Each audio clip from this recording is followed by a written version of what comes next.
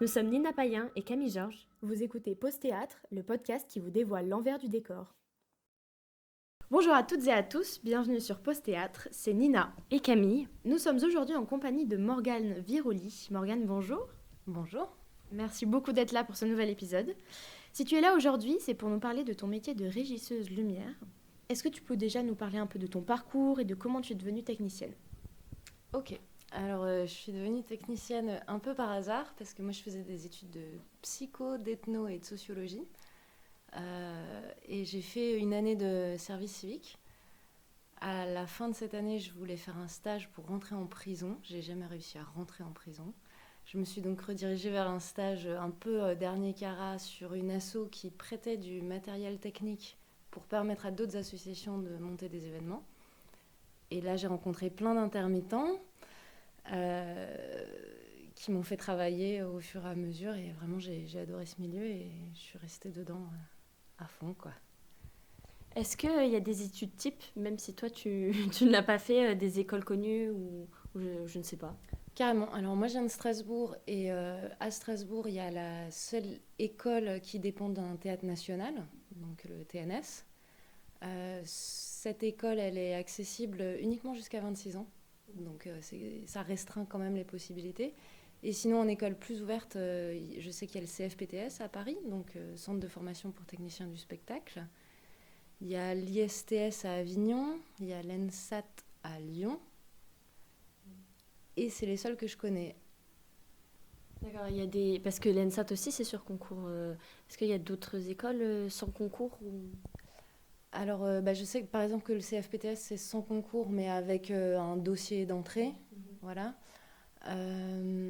Et après il y a des formations mais c'est pas des formations qui sont professionnalisantes où on obtient une qualification reconnue, etc. Il y a d'autres formations à droite à gauche qui du coup sont vraiment régionales. Ça dépend beaucoup des endroits et je les connais de loin pas toutes. Souvent c'est très spécifique, c'est des modules qui sont assez courts.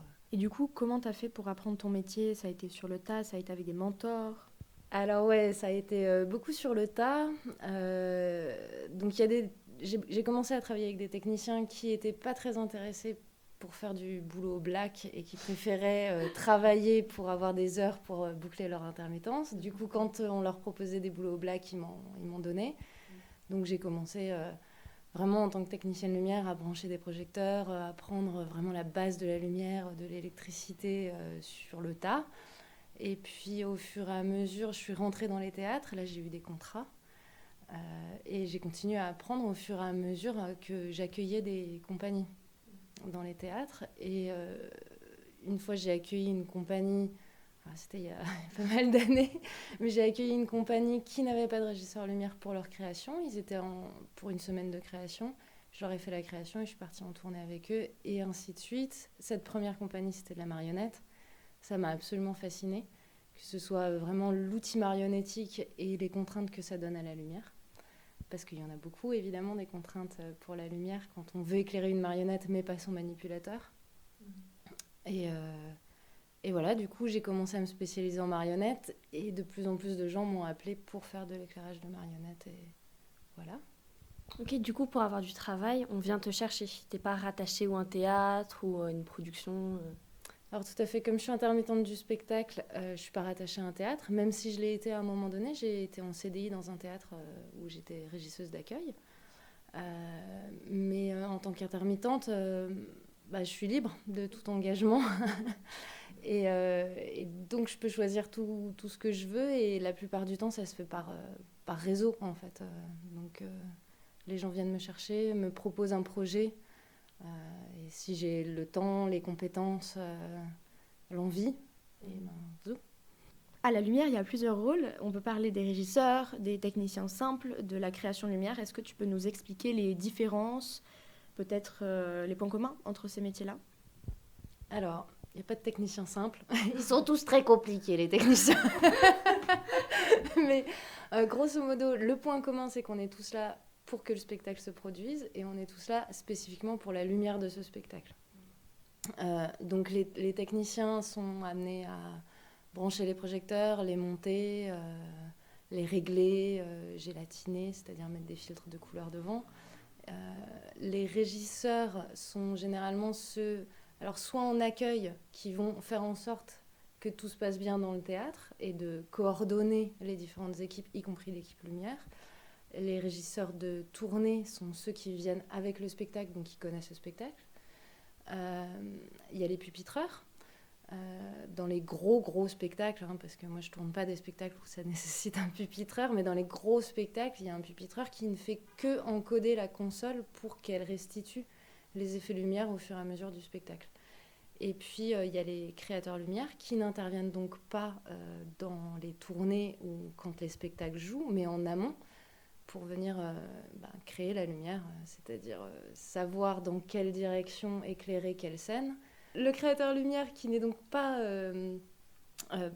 sur le théâtre pendant le spectacle, ni avant, mais bien en amont pour préparer vraiment la création lumière, c'est-à-dire quelle direction on va favoriser, quelle couleur, quelles sont les contraintes de la pièce. Par exemple, j'ai du public au milieu de ma scène, il faut qu'ils puissent voir le spectacle, qu'ils ne soient pas éblouis, qu'on voit bien les comédiens, etc. etc. Et ça, c'est son boulot, donc bien en amont, quasiment juste après le metteur en scène, quoi. Finalement, pourquoi tu fais ce métier ? Qu'est-ce qui t'intéresse ? Qu'est-ce qui te plaît dans ce que tu fais ? Et le spectacle me plaît.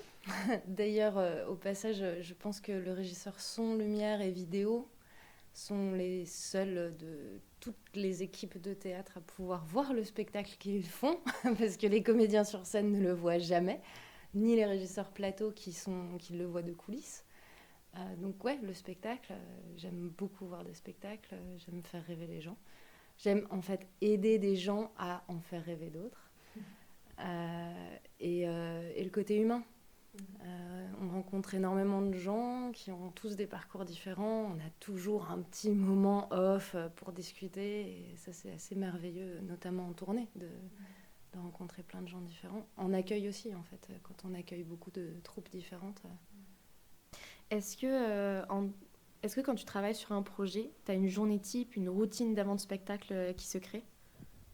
Alors ouais, il y a tout à fait une journée type qui dépend encore une fois du spectacle, mais globalement ça se déroule à peu près de la même manière. Alors je vais remonter ma journée type quand même 6 semaines avant le spectacle. 6 semaines avant le spectacle. C'est pas une journée type là. Non, mais ça fait partie du package. Et en fait, on l'oublie souvent, y compris les gens qui nous embauchent l'oublient souvent. C'est que 6 semaines avant le spectacle, on fait les plans d'adaptation du spectacle. C'est-à-dire qu'on décide où est-ce qu'on va mettre nos projecteurs dans le théâtre qui va nous accueillir. Comme tous les théâtres sont différents, l'implantation change à chaque fois. Et il faut qu'on se rapproche le plus possible de l'implantation qui a été faite en création. Donc ça, c'est en fait un gros travail. Quand on n'a pas beaucoup de projecteurs, ça va très vite. Quand on en a beaucoup, je sais que je tourne un autre spectacle où je mets 8 heures à adapter mon plan. Donc, ma journée type commence effectivement 6 semaines en amont. Après, on échange les plans avec le théâtre qui nous accueille. On arrive généralement en J-1, c'est-à-dire une journée avant la représentation du soir. En J-1, on décharge le camion, on fait le montage du plateau, on fait en parallèle le montage de la lumière. Le soir, on peut régler la lumière. C'est généralement le 3e service. Nous, on compte beaucoup en service. Donc un service, c'est 4 heures de travail. Donc il y a matin, après-midi, soir. Le 3e service, qui est le service du soir, est généralement pour la lumière. Le lendemain, on fignole le tout le matin. L'après-midi, il y a une répétition, ou en tout cas un raccord technique avec les comédiens, pour que le soir on puisse jouer, et puis après, soit démonter, soit attendre de rejouer au même endroit. Donc c'est ça la journée type, et par rapport à, tu disais, des petites routines, des rituels, ça dépend des troupes. Il y a des troupes où il faut forcément se faire un bisou avant qu'on descende le rideau de fer et qu'on fasse l'accueil du public. Il y en a d'autres, chacun est dans son coin, chacun fait ses trucs. Il y en a d'autres, on se tient dans nos bras. Il y en a où on dit une phrase. Enfin, ça dépend vraiment des comédiens. Moi, j'ai pas besoin de routine pour démarrer un spectacle. Est-ce qu'en tournée, il t'est arrivé de devoir adapter toute la lumière pour un théâtre, pour une salle spécifique ? Ça m'arrive à chaque représentation en tournée. Et oui, des heures et des heures de préparation. Ouais. Oui, parce qu'il faut retrouver toute l'ambiance alors que c'est pas la même salle, c'est ça? Exactement. Et en fait, ce qui est très important dans la lumière, alors je vais quand même un tout petit peu parler de technique, ce qui est très important dans la lumière, c'est l'angle. C'est-à-dire qu'un projecteur qui soit proche ou loin, dans une grande ou une petite salle, finalement, peu importe tant qu'il a le même angle, parce que c'est l'angle de la lumière qui vient taper sur les visages des gens ou sur le décor qui fait qu'il y a le même rendu d'une salle à l'autre. Et c'est ça ce qu'on essaye de faire, c'est-à-dire qu'a priori, à partir du moment où le décor rentre dans une salle, il faudrait que la lumière puisse aussi être la même. Alors évidemment, en tournée, on n'a pas exactement toujours la même lumière. Mais tout le but, c'est de s'en rapprocher le plus possible. Et c'est cette histoire d'angle qu'on travaille et qui est à chaque fois à faire. Parce que pas un théâtre ne se ressemble. Donc en fait, les techniciens arrivent largement avant tout le monde pour se réadapter avant le spectacle. Alors oui, en fait, on se réadapte, donc c'est ce que je disais, 6 semaines en amont, uniquement sur plan. On ne voit pas le théâtre, on n'est pas là physiquement, on n'est pas présent. Mais on arrive quand même bien avant tout le monde pour monter les projecteurs, le décor, etc. D'accord. Est-ce que... Donc, tout à l'heure, tu nous as dit que les gens venaient te chercher pour leur spectacle. Est-ce que tu as des gens qui t'accompagnent pour la technique aussi, avec qui tu travailles régulièrement, une sorte d'équipe en quelque sorte? Alors c'est mon rêve. En fait, je suis pas responsable des embauches, donc évidemment, je peux pas prendre toute ma team avec moi. Mais comme toujours dans le théâtre, j'imagine, en tout cas en technique, c'est vraiment très clair. Et je pense qu'au plateau aussi, pour les comédiens, ça marche beaucoup par relation. Donc quand il y a quelqu'un qui cherche un régisseur son, moi je m'entends bien avec un régisseur son, je sais qu'il travaille bien, ou qu'il a particulièrement des compétences dans ce qui est cherché sur le moment pour la pièce, évidemment qu'on donne les contacts des gens avec qui on travaille et qu'on apprécie. Donc il y a des régisseurs avec qui j'ai tourné 4-5 spectacles différents, pas du tout dans les mêmes compagnies, parce qu'on se fait des liens entre nous. Toujours dans cet aspect humain un peu du métier, on se doute que les techniciens lumière ne travaillent pas tout seuls. Est-ce que tu travailles avec tous les corps de métier qui sont sur le spectacle? Alors, encore une fois, ça dépend des spectacles. On se retrouve vraiment très très dépendant avec les comédiens, bien sûr, le metteur en scène ou la metteuse en scène. Évidemment, ça c'est surtout en création, c'est eux qui vont nous donner à manger, quoi. On travaille évidemment beaucoup avec le plateau qui monte le décor ou qui a des manipulations en jeu, etc. On travaille beaucoup moins avec les régisseurs son, même si on est côte à côte physiquement dans le théâtre. En fait, on est beaucoup moins dépendant son-lumière. Bien que, par exemple, en concert, le son prend beaucoup de place et a besoin de beaucoup plus de temps que dans le théâtre.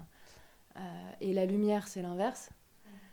Donc là, on se retrouve à beaucoup plus travailler avec le régisseur son, histoire surtout de ne pas l'embêter, en fait. Parce qu'il y a vraiment... l'ensemble des régisseurs et des techniciens de spectacle se partagent le plateau. Et on n'a pas beaucoup de temps. Et on doit tous arriver à faire plein de choses dans ce temps-là et sans trop se gêner les uns les autres.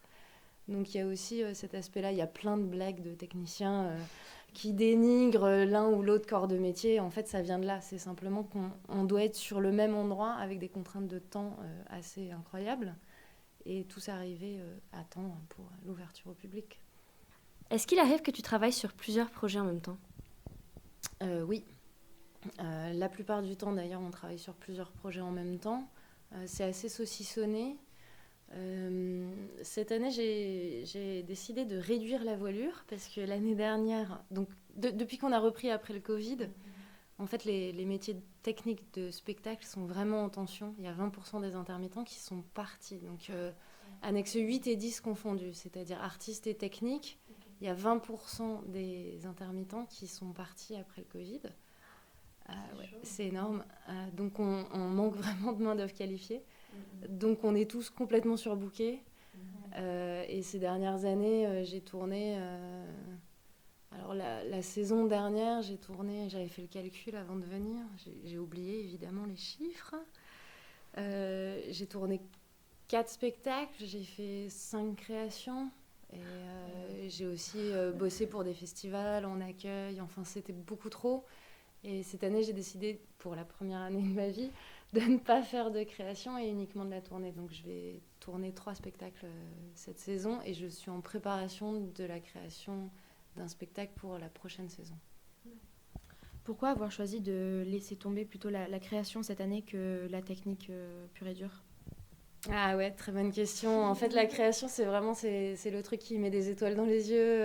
C'est la raison pour laquelle on se lève le matin. C'est vraiment comme ça. On dirait que c'est débile de laisser tomber la création. Mais la création, c'est aussi ce qui est le plus chronophage, ce qui amène le plus de doutes parce qu'on n'est pas schizophrénique en fait. C'est-à-dire que le professionnel et le privé, c'est un seul monde, pas deux séparés. Et que quand on se retrouve vraiment fatigué, finalement... on se dit, qu'est-ce que j'ai encore à donner, à créer ? Et aussi un grand besoin de voir des spectacles avant de pouvoir continuer à créer.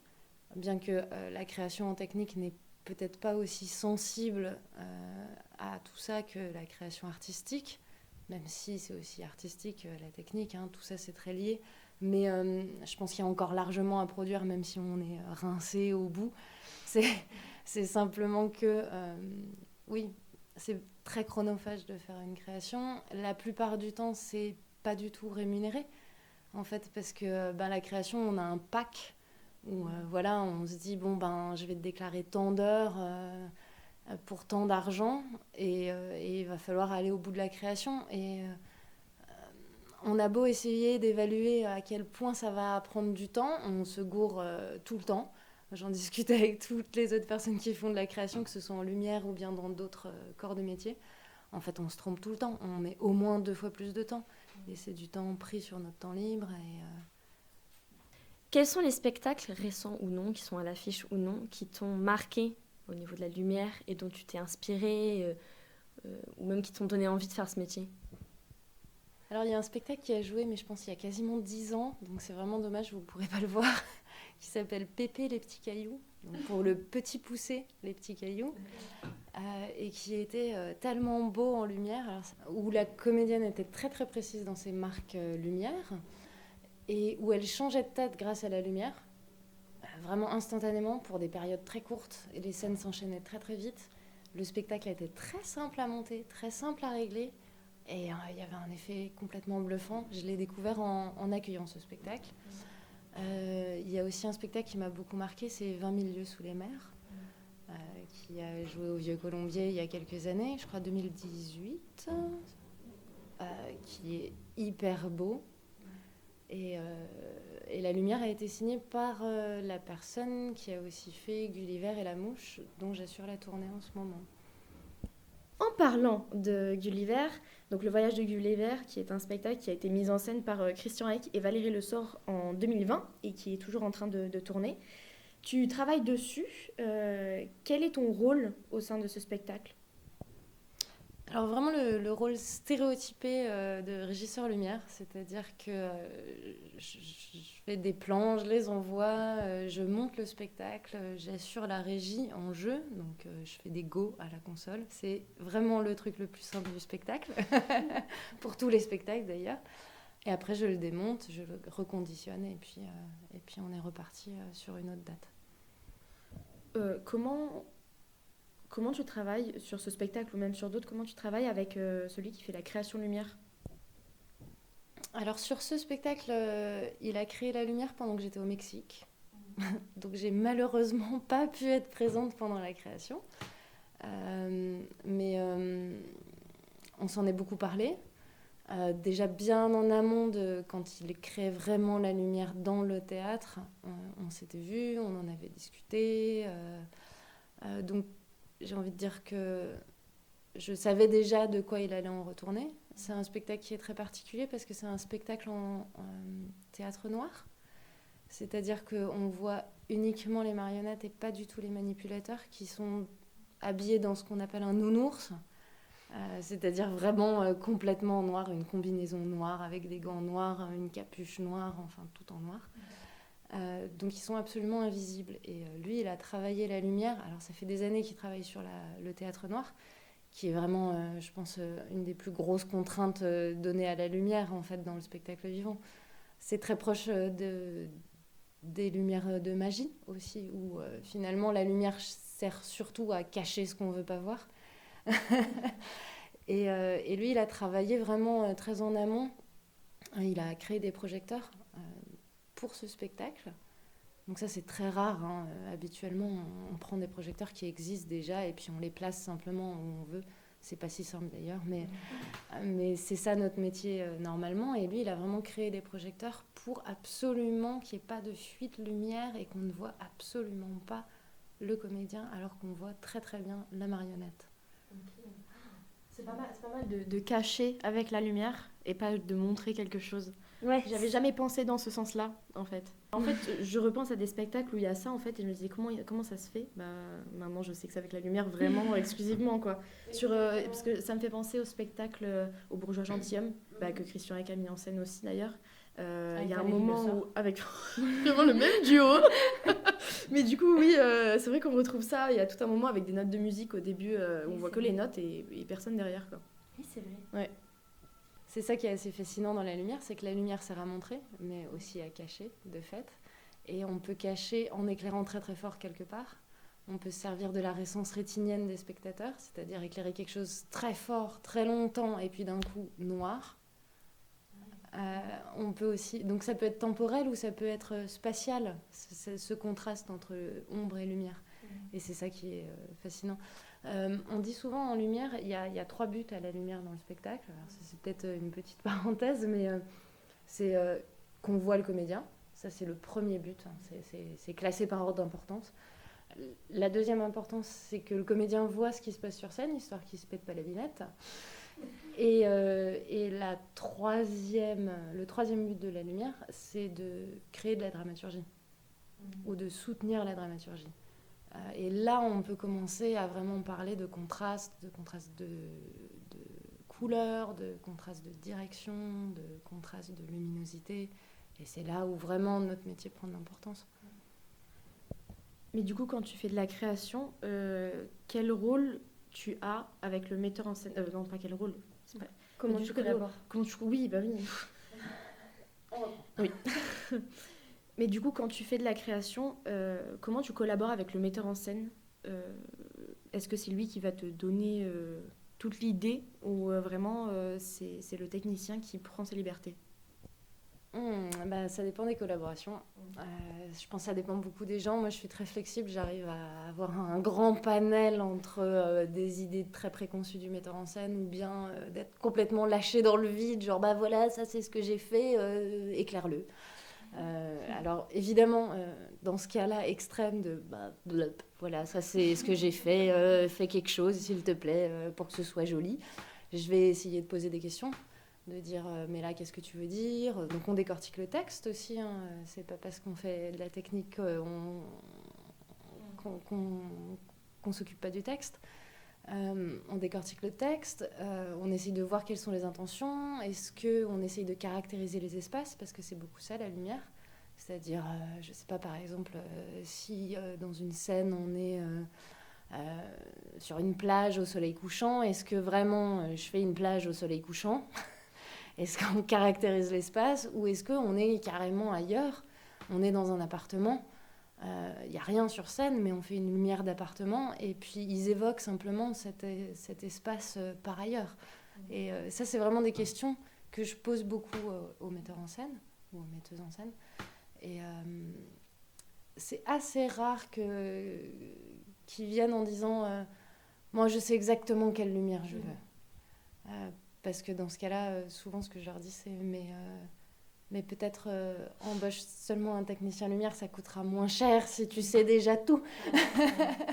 Mais c'est très très rare en fait. La plupart du temps, ils viennent chercher une compétence, une expertise qu'ils n'ont pas. Ils en ont largement assez. Les metteurs en scène ont tellement de compétences. Donc c'est beaucoup dans l'échange. Et est-ce que tu as un univers sur lequel tu préfères travailler en lumière? Je sais pas, par exemple, fantastique ou très réaliste, de nuit, de jour, tout ça. Non, en fait, la régie lumière ou la création lumière, pour moi, c'est vraiment être au service d'un projet. Donc, je vais aller chercher quelque chose qui colle avec le projet. Donc, ça peut donner des lumières extrêmement différentes. Je sais que j'ai été très, très, très appréciée par les danseurs et les danseuses de Bollywood.